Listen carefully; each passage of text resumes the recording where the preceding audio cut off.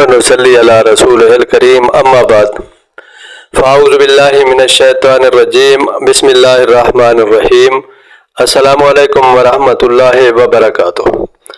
دوستو، آج آپ کو حضرت ذوالقرنین کے متعلق کچھ بتاؤں گا، جن کا ذکر قرآن کریم میں آتا ہے کہ انہوں نے مشرق سے مغرب تک کا سفر کیا، بہت سی فتوحات حاصل کی اور اللہ کی دعوت کا پیغام عام کیا۔ روایات میں آتا ہے کہ یہ اپنی ماں کے اکلوتے بیٹے تھے۔ جب یہ بابل پہنچے تو وہ ایک سخت بیماری میں مبتلا ہو گئے۔ اپنی موت کو جب انہوں نے اپنے قریب محسوس کیا تو فوراً یہ خیال آیا کہ جب میری ماں کو میری موت کی خبر ملے گی تو وہ یہ صدمہ کیسے برداشت کرے گی۔ چنانچہ حضرت ذوالقرنین نے اپنی ماں کو ایک خط لکھا اور ایک مینڈھا یعنی بھیڑ بھی اپنی ماں کی طرف بھیجی، اور خط میں لکھا کہ میری پیاری ماں، یہ دنیا فانی ہے، یہاں ہر کوئی ایک وقت مقرر کے لیے ہے اور ہر کسی کی موت کا وقت مقرر ہے جو لوح محفوظ میں لکھا جا چکا ہے۔ جب آپ کو میری موت کی خبر پہنچے تو اس بھیڑ کو ذبح کرنا اور اس کا گوشت پکا کر ایک دعوت کا اہتمام کرنا اور سب کو بلانا، اور ساتھ یہ پیغام بھی دینا کہ دعوت میں وہ شخص شریک نہ ہو جس نے اپنا کوئی عزیز کھویا ہو۔ چنانچہ کچھ دنوں بعد ماں کو بیٹے کی موت کی خبر ملی۔ شدید صدمے میں ماں کو اپنے بیٹے کی وصیت یاد آئی کہ بیٹے نے کہا تھا کہ اس بھیڑ کو ذبح کرنا اور دعوت کا اہتمام کرنا۔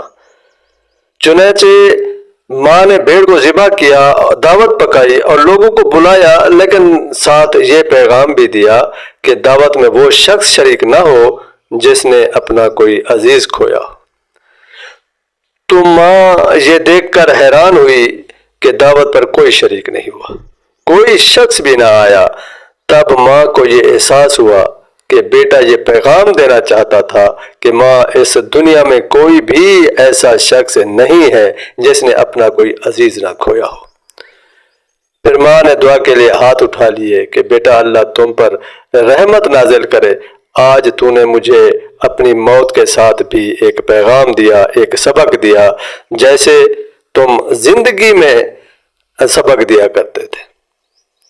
یاد رکھیں میرے عزیز دوستو، مصیبتیں، پریشانیاں، دکھ ہمیشہ آتے رہیں گے۔ یہ دنیا مشکلات کی جگہ ہے، یہ دنیا ملاقات کی جگہ نہیں ہے، یہ دنیا جدائی کی جگہ ہے، یہ دنیا مستقل مقام نہیں، عبوری مقام ہے۔ موت زندگی کی ضد نہیں بلکہ اس کا ایک حصہ ہے۔ ہم غمگین ہوتے ہیں کیونکہ ہم انسان ہیں، کمزور پڑ جاتے ہیں، کیونکہ ہم اپنوں سے بہت پیار کرتے ہیں۔ ہم ٹوٹ جاتے ہیں کیونکہ ہم ارد گرد کے لوگوں پر انحصار کرتے ہیں۔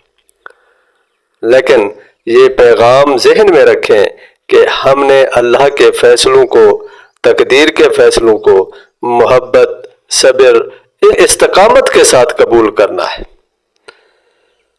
ضد، غصہ اور ناراضگی آپ کی تقدیر کے فیصلوں کو بدل نہیں سکتے، لیکن صبر اور استقامت آپ کے اجر و ثواب میں اور مقام کو بڑھا دیتے ہیں۔